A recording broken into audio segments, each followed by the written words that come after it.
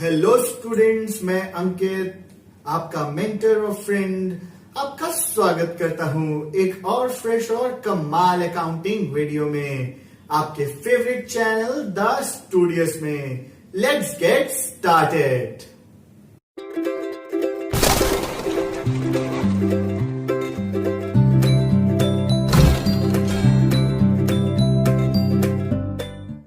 Hello students, welcome to your own channel the studios और class 11th।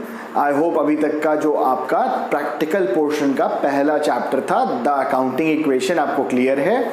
उसके पहले मैंने थ्योरी चैप्टर्स आपको बताए थे। होपफुली आपको सब समझ में आ रहा है और बहुत अच्छे, अगर समझ में आ रहा है तो वेरी गुड। एंड अभी भी अगर कुछ डाउट है तो कमेंट करके आप मुझे पूछ सकते हैं। आई बटन में मैंने लिंक्स दे रखे हैं सारे वीडियोस के, तो आई बटन पे जाइए। जो भी वीडियोस आपने अभी तक मिस किए हैं आप उसे भी देख सकते हैं। अपना एक फुल रिवीजन करके आज का वीडियो स्टार्ट करते हैं, जिसका नाम है the rules of debit and credit. The rules of debit and credit, या इसे हम लोग रूल्स ऑफ जर्नल एंट्रीज भी कहते हैं।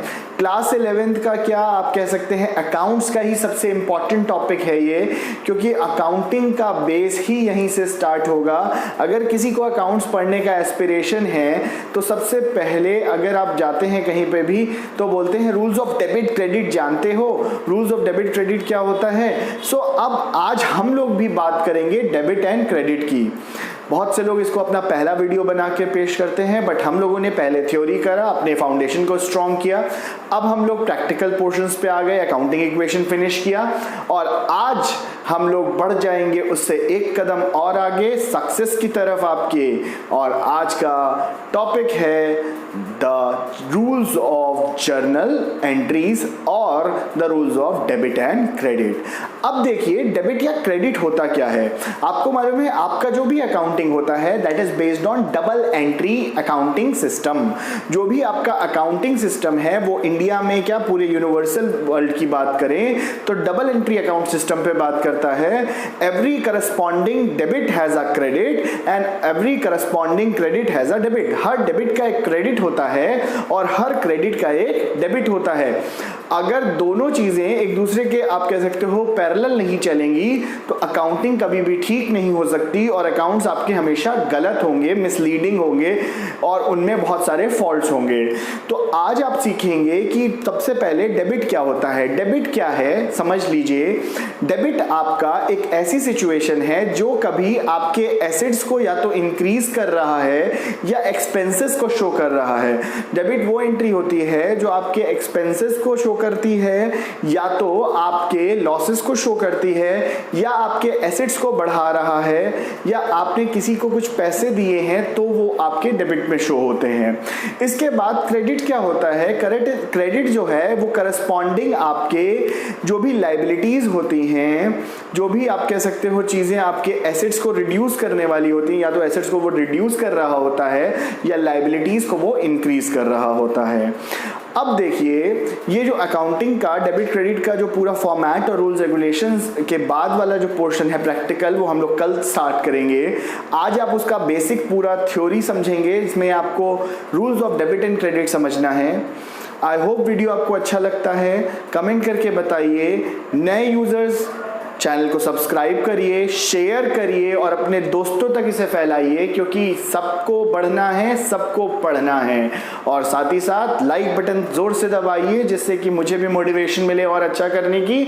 और साथ ही साथ बेल नोटिफिकेशन दबाना ना भूलें, जिससे कि आपको हर लेटेस्ट वीडियो की नोटिफिकेशंस मिल जाएं।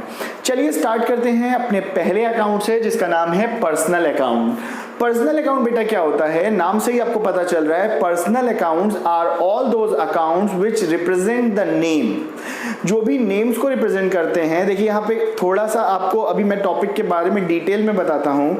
नेम्स को रिप्रेजेंट करने का मतलब क्या है, जैसे राम, श्याम, मोहन, सोहन, जितने भी नेम होते हैं उनके साथ आपको मालूम है अकाउंट कभी नहीं लगता। जैसे कभी आप जैसे एंट्री करते हैं तो जैसे राम अकाउंट डेबिट नहीं लिखते, राम्स अकाउंट या तो आप लिखेंगे पोस्ट ऑफिस एस के साथ, या तो उसमें सिंपल राम और फिर हम लोग एंट्री करेंगे डेबिट क्रेडिट। तो इसीलिए हमेशा या तो पोस्ट ऑफिस एस का यूज करेंगे, राम्स अकाउंट या राम डेबिट क्रेडिट जो भी है। सो आपको ये चीज़ याद रखनी है, पर्सनल अकाउंट नेम्स बताते हैं किसी भी कंपनी के, किसी भी इंडिविजुअल के, किसी भी पर्सन के, साथ ही साथ बहुत इंपॉर्टेंट एक रिप्रेजेंटेटिव नेम्स भी, जितने भी आपके रिप्रेजेंटेटिव नेम्स हैं जो मान लीजिए नेम की तरह नहीं एग्जिस्ट होते लेकिन उनको नेम की तरह ट्रीट किया जाता है, जैसे आउटस्टैंडिंग सैलरी, आउटस्टैंडिंग वेजेस, ये सारे आपके रिप्रेजेंटेटिव नेम्स की तरह, प्रीपेड सैलरी, प्रीपेड एक्सपेंसेस, ये आपके पर्सनल अकाउंट हैं। आप ये कभी भी कंफ्यूज मत होइएगा कि यार ये पर्सनल है कि आपका नॉमिनल है, ये नहीं, ये पर्सनल अकाउंट की तरह ट्रीट होता है क्योंकि ये रिप्रेजेंटेटिव नेम्स हैं और इन्हें नेम्स की तरह ही बैलेंस शीट में शो किया जाता है। अब देखिए यहाँ पर जो इसका गोल्डन रूल है, ये आपके जो रूल्स हैं इनको गोल्डन रूल कहते हैं क्योंकि आपको मालूम है ना, सोना सदा के लिए, हमेशा के लिए होता है और आपको हमेशा याद रखना है कि सोने की वैल्यू हमेशा बढ़ती है, तो इसी तरह से आपकी नॉलेज की वैल्यू भी हमेशा बढ़ेगी जब आप शेयर करोगे। तो अब हम बात करते हैं इसके गोल्डन रूल की। इसका गोल्डन रूल है debit the receiver, credit the giver. Debit the receiver, credit the giver का बेटा क्या मतलब होता है, सिंपल से समझिए, जो भी रिसीव कर रहा हो या जिसे भी मिल रहा है वो डेबिट करो, जो देने वाला है उसे क्रेडिट करो। ये सिंपल सा मतलब है, एक एग्जांपल के थ्रू समझो, जैसे कि राधे श्याम पेड ₹5,000 टू मोहनलाल। मोहनलाल को राधे श्याम ने 5,000 रुपीज दिए, तो पैसे मिल किसको रहे हैं, मोहनलाल को। पैसे दे कौन रहा है, राधे श्याम। तो अब अपनी एंट्री पर आ जाते हैं। इसका मतलब क्या हो गया, डेबिट द रिसीवर और क्रेडिट द गिवर, यानी कि आपका मोहनलाल अकाउंट डेबिट, यहाँ पर देखिए मैंने बताया था या तो मोहनलाल्स अकाउंट लगेगा या तो मोहनलाल डेबिट सीधा, तो Mohanlal's account debit post of S के साथ, Mohanlal's account debit to Radhe Shyam's account. अब देखिए यहाँ पर मैं आपको कल पूरी इसकी फॉर्मेट बनाकर इसकी एंट्री सिखाऊंगा, आज एग्जांपल के लिए केवल बता रहा हूँ। तो याद रखिएगा, बेसिकली यहाँ पर जब आपकी एंट्री होगी तो इसमें एंट्री क्या हुई कि Mohanlal's account debit to Radhe Shyam's account, यानी कि यहाँ पर सिंपल सा, अब जब नोट होती है एंट्री तो भी कुछ चीज़ें आपको ध्यान रखनी है, वो आपको कल मैं बताऊंगा। पहले सारे रूल्स समझ लीजिए अच्छे से, बिकॉज रूल्स आपके बेस हैं और रूल्स अगर याद रहेंगे तो हमेशा आप सक्सेसफुल बने रहेंगे और हमेशा सक्सेस को अचीव करेंगे। अब देखिए इसके बाद हम लोग बात करते हैं नेक्स्ट की, जिसका नाम है रियल अकाउंट। रियल अकाउंट देखिए क्या होता है, रियल अकाउंट्स वो सारे टैंजिबल और इनटैंजिबल एसेट्स के लिए होते हैं जो फिजिकल एग्जिस्टेंस रखते हैं, जैसे बिल्डिंग हो गया, कैश हो गया, गुडविल हो गया, ये सारे रियल अकाउंट का केस है। रियल अकाउंट की क्या एंट्री होती है, debit what comes in, credit what goes out. Debit what comes in and credit what goes out का क्या मतलब है, जो कुछ आ रहा है आपके फर्म में, यानी जो भी एसेट्स वगैरह आ रहे हैं उन्हें डेबिट करो, और जो कुछ जा रहा है, जो भी चीजें जा रही हैं बाहर निकल रही हैं, उन्हें क्रेडिट करो।